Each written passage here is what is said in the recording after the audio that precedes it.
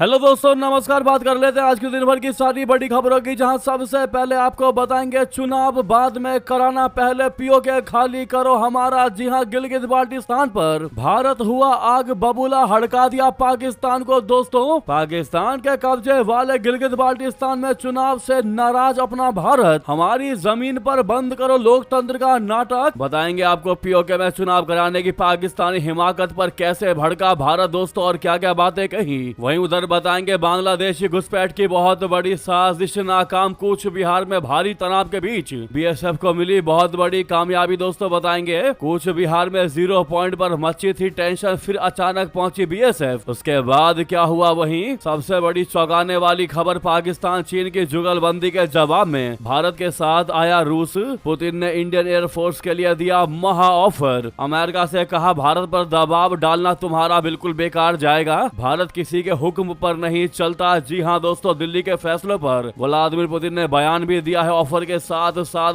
इस अपडेट को जानकर आपका भी सीना गर्व से चौड़ा हो जाएगा। दोस्तों वहीं भारत के लिए बड़ी खुशखबरी की भी खबर सामने अपडेट आ रही है। अंडमान सागर के गहरे पानी में मिला गैस का खजाना, अब दूर होगी क्या ईंधन की टेंशन, क्या है इससे जानकारी। दोस्तों वहीं अगर आपके पास भी ऐसी गाड़ी है दोस्तों, तो आपको भी पेट्रोल से 20 रुपए सस्ता मिलेगा ये फ्यूल। मोदी सरकार ने कर दिखाया बड़ा कारनामा, अब कम खर्चे में दौड़ेगी गाड़ियां। वहीं चौंकाने वाली खबर आपको बताएंगे, अगर आप भी एटीएम से कैश निकालते हैं दोस्तों, तो आपके लिए ये खबर बड़ा ही झटका देने वाली है। बताएंगे इसको लेकर क्या है ताजा खुलासा, जानकर चौंकने वाले हैं। लगातार एक से एक बेहतरीन जानकारी आपको बताएंगे, बस आप वीडियो के अंत तक बने रहिएगा। और खबरों में आगे बढ़ने से पहले अगर आप भी मानते हैं कि पीओके वापस से भारत में मिलना चाहिए, भारत का हिस्सा भारत को वापस मिलना चाहिए, चाहे प्यार से चाहे छीन कर, और भारत अपना हिस्सा लेकर ही रहेगा, तो सबसे पहले वीडियो को लाइक करके इस चैनल को सब्सक्राइब करके बेल आइकन दबा के कमेंट में जय हिंद अवश्य कह दीजिएगा। अब बात करते हैं पहली सबसे बड़ी खबर की, जहां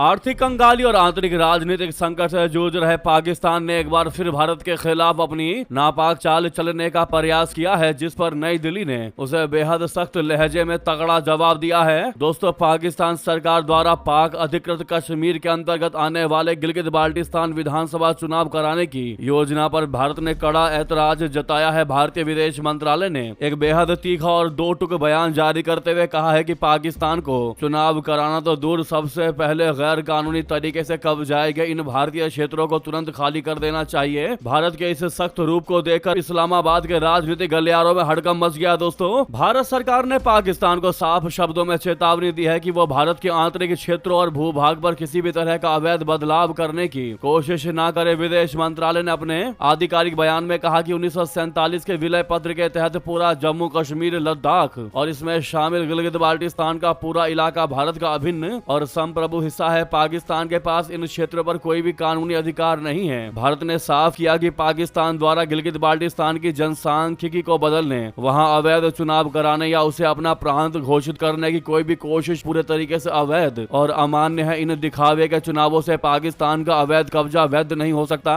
बता दें कि वहां की जनता पिछले कई महीनों से बुनियादी सुविधाओं की कमी, भारी टैक्स और पाकिस्तानी सेना के अत्याचारों के खिलाफ सड़कों पर है। ऐसे में भारत का ये सख्त रुख वहां के स्थानीय प्रदर्शनकारियों को भी एक नैतिक समर्थन दे रहा है दोस्तों, जिससे पाकिस्तान की सरकार बुरी तरीके से बौखला गई है। दोस्तों, गिलगित बाल्टिस्तान में 5.5 साल बाद हो रहे हैं ये चुनाव। इससे पहले यहाँ नवंबर 2020 में चुनाव हुए थे, जिनमें पाकिस्तान तहरीक इंसाफ यानी पीटीआई ने जीत हासिल की थी। यहाँ का कार्यकाल 5 साल का होता है, यानी कि इस चुनाव को लेकर भारत ने क्लियरली कह दिया है दोस्तों पाकिस्तान से कि यह इलाका भारतीय क्षेत्र का है और जिस पर गैर कानूनी और जबरन कब्जा जमाया गया है। ऐसे में पाकिस्तान की ऐसी कोशिशें मानवाधिकारों के गंभीर उल्लंघन, राजनीतिक दमन, आर्थिक शोषण और आजादी न मिलने जैसे असल मुद्दों को छिपा नहीं सकती, जो पाकिस्तान के गैर कानूनी कब्जे वाले इलाकों में हो रहे हैं। अब ऐसे में दोस्तों, गिलगित बाल्टिस्तान में पीओके में होने वाले इस चुनाव को लेकर भारत एकदम से जैसे ही जानकारी प्राप्त हुई कि चुनाव होने वाले हैं, भारतीय विदेश मंत्रालय एक्टिव हुआ दोस्तों और पाकिस्तान को दो टुक सुनाया। लेकिन यहाँ पर गौर करने वाली इंटरेस्टिंग पार्ट ये है दोस्तों कि भारत के इस दो टुक बयान के बाद वहाँ की जनता भी शहबाज शरीफ सरकार, वहाँ की सरकार के खिलाफ अपनी आवाज उठा सकती है। जो हमारी खबरों से लगातार जुड़े हैं उनको पता होगा कि पीओके की जनता भी पाकिस्तान के साथ रहकर परेशान हो चुकी है। है और वो बार बार कहती है कि हमें भारत के साथ जाना है, आर पार जोड़ दो, हमें नहीं रहना तुम्हारे साथ, हमें भारत के साथ जाना है। पीओके की जनता को पता है कि पाकिस्तान सिर्फ उन लोगों का शोषण कर रहा है और भारत के जो कश्मीर क्षेत्र है, जम्मू कश्मीर, वहाँ की जनता काफी ज्यादा हैप्पी है, काफी खुश है और वहाँ पर काफी डेवलपमेंट हुआ है, वहाँ के लोग काफी विकास कर रहे हैं। ये बात पीओके की जनता को बहुत अच्छे से पता है, इसीलिए वो लगातार भारत के साथ जुड़ना चाह रहे हैं। दोस्तों, वो नहीं चाहते कि पाकिस्तान जैसे जो देश गर्त में डूब चुका है, लगातार हर एक पाकिस्तानियों पर लाखों लाखों रुपए का कर्जा चढ़ा हुआ है, इस दलदल में वो नहीं रहना चाहते, इस जहन्नुम में वो नहीं रहना चाहते। दोस्तों, वो भारत के साथ जुड़ना चाहते। ऐसे में भारत के इस दो टूक जवाब के बाद उनको भी एक, आप कह सकते हैं कि एस्केप एनर्जी मिल चुकी है। अब वो भी विद्रोह कर सकते हैं और अपनी मांग रख सकते हैं। जी हाँ दोस्तों, क्या है इस मुद्दे पर आपकी राय? लेकिन अगर आप भी मानते हैं कि at any cost PoK Bharat में दोबारा से शामिल होना चाहिए, भारत को भारत का हिस्सा मिलना चाहिए, चाहे प्यार से चाहे छीन कर, तो सबसे पहले तो वीडियो को लाइक कर दीजिएगा। दोस्तों, सामने लाइक का बटन अभी तक लाइक नहीं किया है तो एक सेकंड भी नहीं लगना और आपका ये लाइक इस खबर को दुश्मन देश तक पहुंचा देगा कि भारत की जनता पीओके को लेकर अब काफी आक्रामक हो चुकी है, चाहे छीनना पड़े छीन कर भी हासिल कर लेगी। जी हाँ दोस्तों, और साथ में आप लोग कमेंट में अपनी राय देना बिल्कुल मत भूलिएगा। साथ ही साथ नेक्स्ट खबर की बात करते हैं, जहां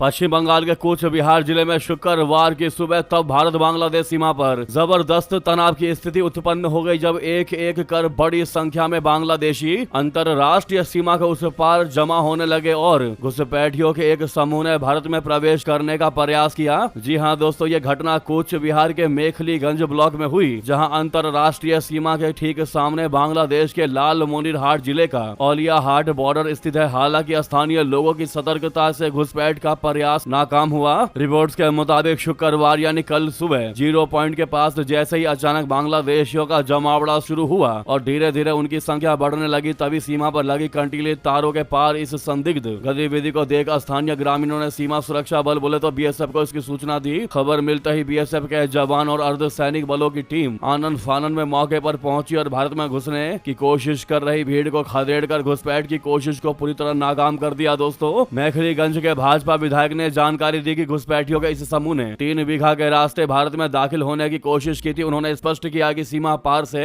ऐसी किसी भी अवैध गतिविधि को बर्दाश्त नहीं किया जाएगा। इस घटना के बाद सीमावर्ती इलाकों में रहने वाले लोगों में घबराहट फैल गई और तनाव व्याप्त हो गया। हालांकि इस स्थिति को भांपते हुए बीएसएफ के वरिष्ठ अधिकारियों ने स्थिति का जायजा लिया और बॉर्डर पर सुरक्षा घेरा और भी कड़ा कर दिया। दोस्तों, यानी कि कूच बिहार में जब तक बीएसएफ नहीं आई थी तब तक इस 0 पॉइंट पर असली तनाव देखने को मिला, लेकिन जैसे ही बीएसएफ पहुंची उसके बाद हुआ असली कमाल। वहीं आपको बता दें, इस मामले में अमित शाह जी ने भी अपना प्लान बताया। कहा, घुसपैठियों और तस्करों की अब खैर नहीं, स्मार्ट बॉर्डर प्रोजेक्ट अंतिम चरण में पहुंच चुका है। जी हां दोस्तों, केंद्रीय गृह मंत्री अमित शाह जी ने शुक्रवार को कहा कि सरकार का स्मार्ट बॉर्डर प्रोजेक्ट अंतिम चरण में है और नया सुरक्षा ग्रिड मॉडर्न तकनीक स्थानीय प्रशासन व सीमा पर तैनात सैनिकों को शामिल करेगा। अमित शाह जी ने त्रिपुरा के लंका मूरा बॉर्डर आउट पोस्ट में बीएसएफ जवानों को संबोधित करते हुए कहा कि जहां भी बल के जवान तैनात हैं वहां हम स्मार्ट बॉर्डर बनाएंगे। उन्होंने कहा कि स्मार्ट बॉर्डर जल्द ही नए सुरक्षा ग्रिड के साथ शुरू किए जाएंगे, जिसमें अत्याधुनिक तकनीक, स्थानीय प्रशासन और सीमा सैनिक शामिल होंगे। जी हां दोस्तों, अब बात करते हैं सबसे बड़ी और अब तक की चौंका देने वाली खबर की, जहां पर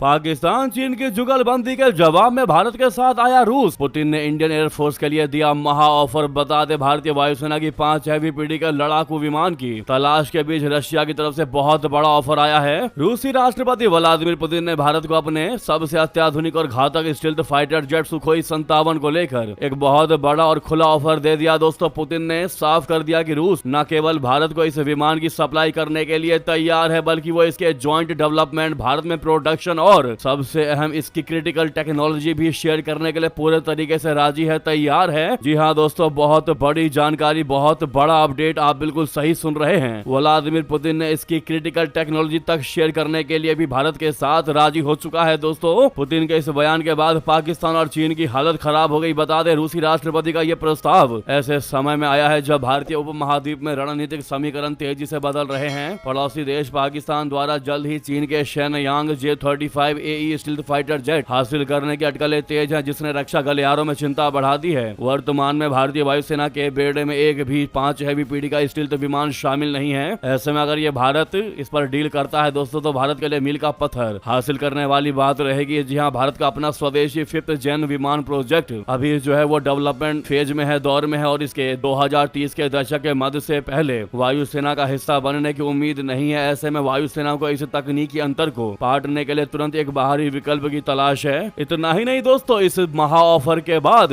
व्लादिमीर पुतिन ने भारत और प्रधानमंत्री मोदी जी की जमकर तारीफ की ओवर अमेरिका। ट्रंप को सुनाते हुए जी हाँ दोस्तों, कहा भारत किसी के हुक्म पर नहीं चलता।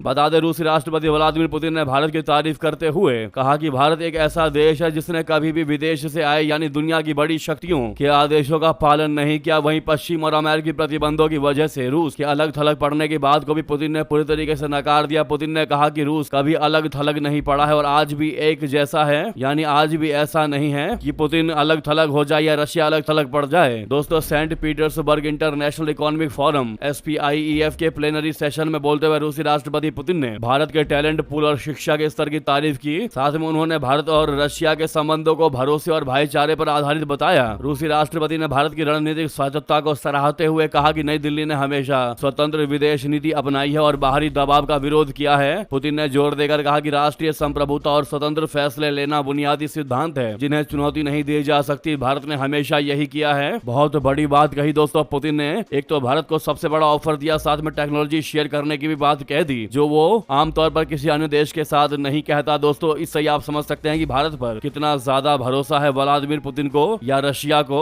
और साथ में भारत को लेकर पीएम मोदी को लेकर अच्छी बातें कही और साथ में ट्रंप को खरी खोटी सुनाई। ऐसे में आप बस एक काम करिएगा दोस्तों, कमेंट में थैंक यू व्लादिमीर पुतिन जरूर लिख दीजिएगा भारी मात्रा में। वहीं आपको बता दें, एक तरफ जहां पर रशिया के राष्ट्रपति व्लादिमीर पुतिन भारत की तारीफ कर रहे हैं, वहीं दूसरी तरफ अमेरिकी राष्ट्रपति डोनाल्ड ट्रंप भारत को लेकर कैसा बयान दे रहे हैं दोस्तों। डील भी करना चाहते हैं और भारत को सुना भी रहे हैं। ट्रंप ने कहा कि भारत ने दशकों तक अमेरिका का फायदा उठाया, अब हम टैरिफ से खूब कमा रहे हैं, फिर भी भारत के साथ डील करूंगा क्योंकि मुझे मोदी पसंद है। जी हाँ दोस्तों, ठीक यही बात बोली ट्रंप ने।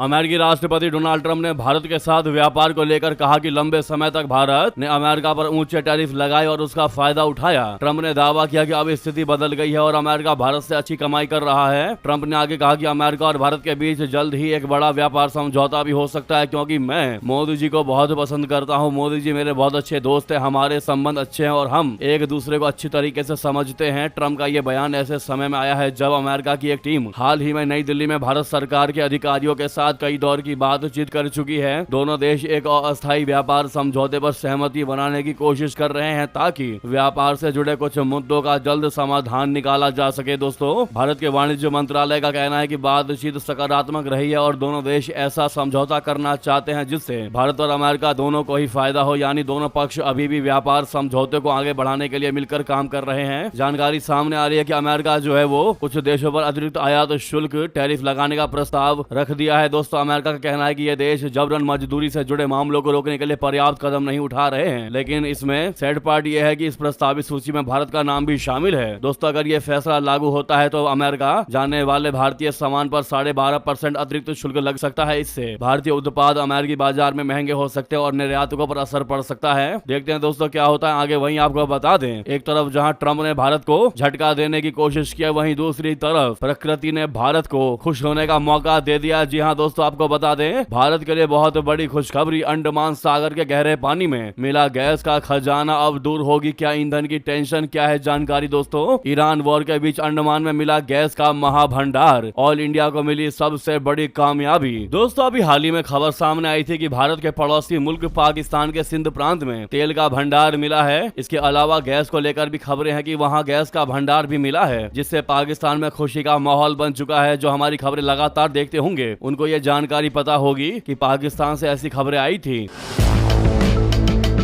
लेकिन आपको बता दें आज इसी बीच अब बहुत बड़ी खबर सामने आ रही है भारत को लेकर। दोस्तों हर भारतीयों के लिए खुशखबरी की खबर यह है कि भारत में भी गैस का भंडार मिला है। बीते कई दिनों से गैस की किल्लत चलने के बाद अब गैस का भंडार मिलना अपने आप में खुशी और राहत की बात है। दोस्तों दरअसल सरकारी कंपनी ऑयल इंडिया लिमिटेड को भारत के अंडमान समंदर क्षेत्र में नेचुरल गैस का एक बहुत बड़ा भंडार मिला है। कंपनी की तरफ से बताया गया है कि अंडमान के तट के समीप विजयपुरम 3 में एक कुएं में प्राकृतिक गैस मिली है। ये इस क्षेत्र में कंपनी की दूसरी जरूरी हाइड्रोकार्बन यानी तेल गैस की खोज है। कंपनी के मुताबिक विजयपुरम 3 कुआं अंडमान द्वीप समूह के पूर्वी तट से करीब 15 किलोमीटर दूर स्थित है। ऑयल इंडिया लिमिटेड वर्तमान में गैस के संगठन और कैलोरी मैट्रिक मूल्य का आकलन करने के लिए गैस सैंपलिंग कर रहा है। साथ ही गैस की उत्पत्ति को समझने के लिए आइसोटोप अध्ययन भी किया जा रहा है। ये विकास सरकार की समुद्र मंथन मिशन यानी राष्ट्रीय गहरे पानी अन्वेषण मिशन के तहत आता है, जिसकी घोषणा प्रधानमंत्री नरेंद्र मोदी जी ने 15 अगस्त 2025 को स्वतंत्रता दिवस पर की थी। इस मिशन के तहत भारत के ऑफ शोर बेसिन में गहरे पानी और अल्ट्रा डीप वाटर एक्सप्लोरेशन को बढ़ावा दिया जा रहा है। दोस्तों कंपनी के मुताबिक वर्तमान अभियान में अंडमान बेसिन में ड्रिल की गई 3 एक्सप्लोरेशन वेलों में से 2 में हाइड्रोकार्बन की उपस्थिति की रिपोर्ट की गई है। अब ऐसे में आपके मन में ये सवाल उठ रहा होगा कि क्या अब इससे कम हो जाएगी ईंधन की टेंशन। तो आपको बता दें ये खोज भारत के लिए रणनीतिक महत्व की है, क्योंकि देश अपनी ऊर्जा जरूरतों के लिए विदेशों पर निर्भर है। प्राकृतिक गैस की इस खोज से भविष्य में ईंधन की कीमतों पर दबाव कम हो सकता है और देश की ऊर्जा सुरक्षा मजबूत हो सकती है। हालांकि व्यावसायिक उत्पादन शुरू होने में अभी कुछ समय लगेगा, लेकिन ये खोज निश्चित रूप से भारत की ऊर्जा स्वावलंबन की दिशा में एक महत्वपूर्ण कदम है। दोस्तों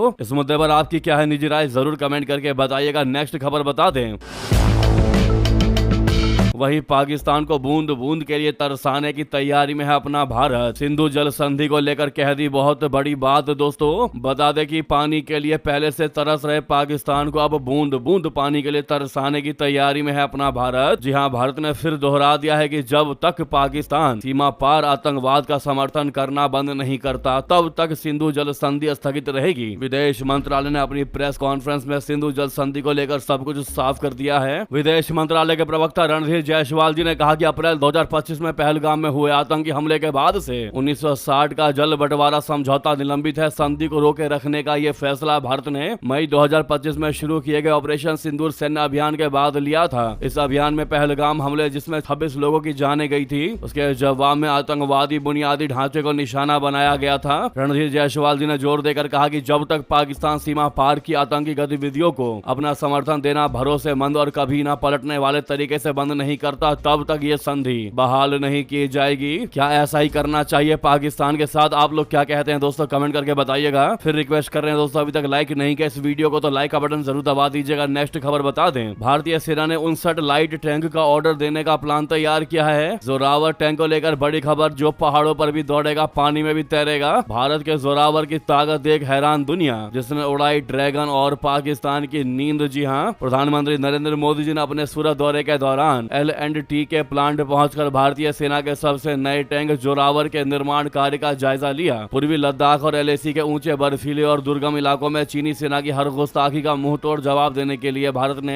अपना अचूक हथियार तैयार कर लिया है। भारत का पूरी तरह स्वदेशी लाइट टैंक जोरावर अब LAC पर गरजने के लिए बिल्कुल तैयार है। रक्षा अनुसंधान और विकास संगठन DRDO और लार्सन एंड ट्रूबो L&T द्वारा ज्वाइंट रूप से बनाया यह टैंक भारतीय सेना को हिमालय की ऊंचाइयों पर अभूतपूर्व मारक क्षमता देगा। इसके सेना में शामिल होने की खबर मात्र सही चीनी खेमे में खलबली मच गई है। दोस्तों जोरावर टैंक को खास तौर पर ऊंचे पहाड़ी क्षेत्रों में तेजी से ऑपरेशन चलाने के लिए डिजाइन किया गया है। इस टैंक का वजन महज 25 टन के आसपास है। कम वजन होने के कारण इसे भारतीय वायुसेना के C-17 ग्लोब मास्टर जैसे मालवाहक विमानों के जरिए बेहद कम समय में सीधे युद्ध क्षेत्र या LAC के फॉरवर्ड पोस्ट तक एयरलिफ्ट किया जा सकता है। हल्के वजन के बावजूद इसकी मारक क्षमता से कोई समझौता नहीं किया गया है। ये आधुनिक मिसाइलों, सटीक गोला बारूद और ड्रोन रोधी प्रणालियों से लैस है। दोस्तों सबसे बड़ी बात तो यह है कि ये टैंक न सिर्फ पहाड़ों पर दौड़ सकता है बल्कि पेंगोंग तसो जैसे गहरे झीलों और नदियों को भी आसानी से तैरकर पार करने में सक्षम है। दोस्तों यानी अपना भारत लगातार विकास कर रहा है, लगातार आगे बढ़ता दिखाई दे रहा है, खास करके डिफेंस सेक्टर में। जी हाँ, इससे एक चीज तो है कि भारत बाहरी ताकत से पूरे तरीके से सुरक्षित हो चुका है। अब भारत का कोई कुछ नहीं बिगाड़ सकता। जी हाँ, वही नेक्स्ट खबर की बात करते हैं, जहाँ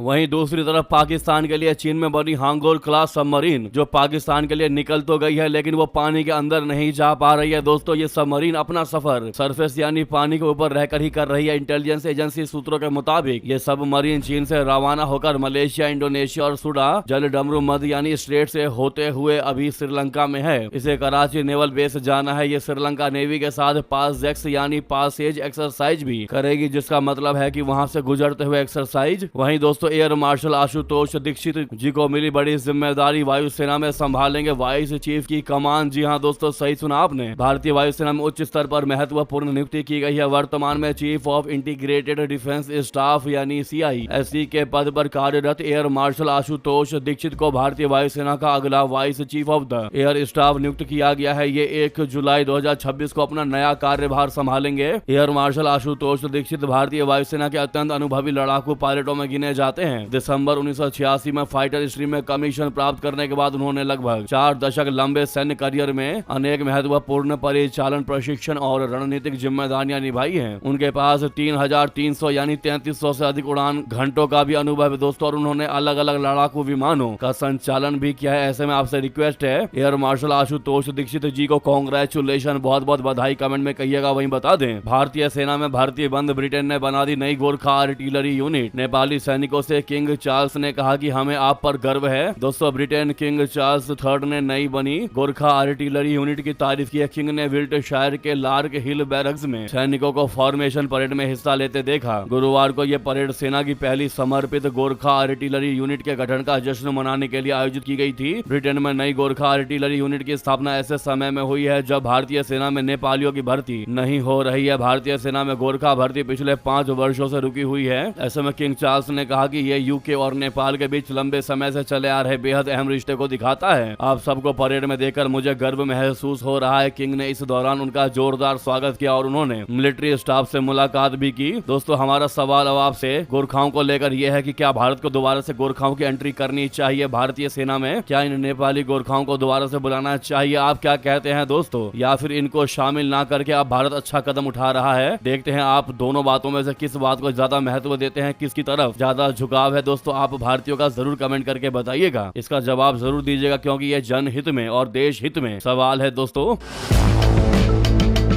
तो वहीं नेक्स्ट खबर की बात कर लेते हैं डोमेस्टिक खबरों की, जहां ममता बनर्जी को और तगड़ा झटका लगा। बैठक में पहुंचे सिर्फ 6 सांसद और 8 विधायक। जी हां दोस्तों, पश्चिम बंगाल की पूर्व मुख्यमंत्री ममता बनर्जी ने पार्टी में बगावत के बाद कल एक अहम बैठक बुलाई। इस बैठक में महज 6 सांसद और 8 विधायक ही पहुंचे। ममता बनर्जी ने यह बैठक अपने घर पर बुलाई थी। इससे पहले भी ममता बनर्जी ने बैठक बुलाई थी जिसमें 80 में से मात्र 20 विधायक ही पहुंचे, जिसके चलते बैठक रद्द करनी पड़ गई थी। ठीक वही फिर दोबारा हुआ है। ममता बनर्जी ने इससे पहले 31 मई को अपने विधायकों की बैठक बुलाई थी। उसमें 80 में से 20 विधायक ही पहुंचे। इतने कम विधायकों के आने पर बैठक रद्द कर दी गई। सांसदों की बात करें तो पार्टी के कुल 29 सांसद थे, जिसमें से 1 सांसद का निधन हो गया। अब पार्टी का 28 सांसद है, जिसमें से 6 ही बैठक में पहुंचे। राज्यसभा में TMC के 13 सांसद है, जिसमें 2 बैठक में पहुंचे। बताया जा रहा है कि ममता ने शक्ति प्रदर्शन के इरादे से पूर्व विधायकों को भी बैठक में बुलाया था, लेकिन उनमें से सिर्फ 3 के बैठक में पहुंचने की खबर है। ममता को जरा भी अंदाजा नहीं था कि उनके बुलाने पर इतने कम नेता पहुंचेंगे। वहीं TMC का दावा है कि यह बैठक नेशनल वर्किंग कमेटी की थी, इसमें सभी सांसदों को नहीं बुलाया गया था। क्या लगता है दोस्तों, अपनी नाकामी और अपनी बर्बादी छुपा रही है TMC, ममता बनर्जी और अभिषेक बनर्जी? वहीं आपको बता दें पेट्रोल से 20 रुपए सस्ता फ्यूल लेकर आई मोदी सरकार। अब कम खर्च में दौड़ेगी गाड़ी दोस्तों। पेट्रोल और डीजल की बढ़ती कीमतों से परेशान हैं अगर आप, तो ये खबर आपके काम की है। दरअसल केंद्र की नरेंद्र मोदी सरकार ने एक ऐसे ईंधन का इंतजाम कर दिया है जो पेट्रोल से 20 रुपए सस्ता मार्केट में मिलेगा। जी हाँ, इसी के तहत केंद्र सरकार ने नई दिल्ली में पहला E85 यानी एथेनॉल 85 फ्यूल स्टेशन शुरू किया है। केंद्रीय पेट्रोलियम एवं प्राकृतिक गैस मंत्री हरदीप सिंह पुरी ने इंडियन ऑयल के पूसा रोड आउटलेट पर दिल्ली के पहले E85 फ्यूल स्टेशन का उद्घाटन किया। E85 ईंधन में 85% एथेनॉल और केवल 15% प्रतिशत ही पेट्रोल होता है। अधिक एथेनॉल मिश्रण होने के कारण कच्चे तेल पर निर्भरता कम होती है और ईंधन की लागत भी घट जाती है। E85 के इस्तेमाल से देश के तेल आयात बिल में कमी आएगी और दूसरे देशों पर तेल को लेकर निर्भरता घट जाएगी। इसके अलावा एथेनॉल का उत्पादन देश में कृषि आधारित कच्चे माल से किया जाता है, जिससे किसानों को भी बड़ा फायदा होगा। जब बात खर्चे की आ रही है दोस्तों, डीजल पेट्रोल से तुलना की जा रही है, तो आपके मन में ये सवाल जरूर उठेगा कि आखिर भैया कितनी है इसकी कीमत। तो बिना देरी करे आपको बता दें, E85 ईंधन की कीमत की बात करें तो देश की राजधानी दिल्ली में 82.12 प्रति लीटर तय की गई है। दोस्तों ये वर्तमान में बिक रहे E20 पेट्रोल से करीब 20 रुपए सस्ता है। बता दें कि E20 पेट्रोल में 20% एथेनॉल और 80% पेट्रोल का मिश्रण होता है। वहीं अब ग्राहकों की सुविधा के लिए E85 डिस्पेंसर पर अलग ब्रांडिंग और विशेष लेबलिंग की गई है ताकि किसी प्रकार की भ्रम की स्थिति ना बने। फिलहाल E85 का इस्तेमाल सामान्य पेट्रोल वाहनों में नहीं किया जा सकता। इसके लिए विशेष रूप से डिजाइन किए गए फ्लेक्स फ्यूल वाहनों की आवश्यकता होती है। दोस्तों जैसा कि कुछ कंपनियों ने नई गाड़ियों को लॉन्च किया है E85 से, E85 फ्यूल से चल सके वो गाड़ियां, ऐसी गाड़ियों को लॉन्च किया गया है। अब हर गाड़ी इन फ्यूल पर नहीं चल सकती। दोस्तों उनके लिए अब जो नई गाड़ियां लॉन्च होगी वही चल पाएंगी। भारत की मोदी सरकार या यूं कहे केंद्र सरकार के इस नई पहल पर आपकी क्या राय है? क्या ये सही डिसीजन लिया गया है या फिर गलत डिसीजन? जो भी लगता है बताइएगा जरूर, या फिर पूरा शुद्ध पेट्रोल ही मिलना चाहिए। देखते हैं दोस्तों आप लोग क्या कहते हैं और आपके यहाँ पर डीजल पेट्रोल का क्या दाम चल रहा है। दोस्तों साथ में CNG का दाम भी बताइएगा अपने शहर का, और शहर का नाम भी लिखेगा ताकि पता चल सके कि आपके शहर में क्या दाम चल रहा है। साथ में अंतिम जानकारी की बात करते हैं, जहां ATM से कैश निकालने वालों को झटका देगी ये खबर। ताजा खुलासे से बढ़ेगी टेंशन। दरअसल ATM से कैश निकालने का शौक करने वाले ग्राहकों को चौंकने की आवश्यकता है, क्योंकि आने वाले समय में देश की ATM सर्विसेज लड़खड़ा सकती है। यानी ATM से कैश जितना चाहेंगे उतना नहीं मिलेगा। जी हाँ दोस्तों, बिजनेस स्टैंडर्ड्स की रिपोर्ट में हुए खुलासे के मुताबिक देश के ATM जो है वो नकदी संकट से जूझ रहे हैं। ATM ऑपरेटर्स की संस्था यानी CATMI की रिपोर्ट के मुताबिक मार्च और अप्रैल के महीनों में बैंकों और करेंसी चेस्ट से ATM में डालने के लिए पर्याप्त कैश नहीं मिल पाया। देश भर के ATM में कैश की कमी की परेशानी को लेकर ATM ऑपरेटर्स की संस्था CATMI ने इंडियन बैंक एसोसिएशन को इसकी जानकारी दी है। जब से बैंक ने फ्री लिमिट के बाद ग्राहकों के लिए प्रति ट्रांजैक्शन चार्ज को बढ़ाकर 23 रुपए कर दिया, तब से लोग डिजिटल पेमेंट के तरीके का ज्यादा इस्तेमाल करने लगे हैं। इससे ATM से ट्रांजैक्शन की संख्या में भी करीब 10.40% की गिरावट आई है। 10.40% की गिरावट आई है। ऐसा बताया जा रहा है कि कैश की कमी के चलते देश के कई राज्यों में ATM सर्विसेज पर तगड़ा असर पड़ सकता है। जी हाँ दोस्तों, तो यह है बड़ी जानकारी। आपको खबर कैसी लगी जरूर कमेंट करके बताइएगा। लगे हाँ तो वीडियो को लाइक करके इस चैनल को सब्सक्राइब करके बेल आइकन दबा के कमेंट में जय हिंद कह दीजिएगा। मिलते हैं आप अगली बड़ी खबर में। यहाँ तक बने रहने के लिए आप सभी का बहुत बहुत धन्यवाद, बहुत बहुत आभार। जय हिंद जय भारत। और जहाँ पर भी आपका ग्रुप हो व्हाट्सएप, फेसबुक, एक्स पर इस वीडियो को शेयर करना बिल्कुल मत भूलिएगा दोस्तों। अभी कभी शेयर कर दीजिए। जय हिंद जय भारत।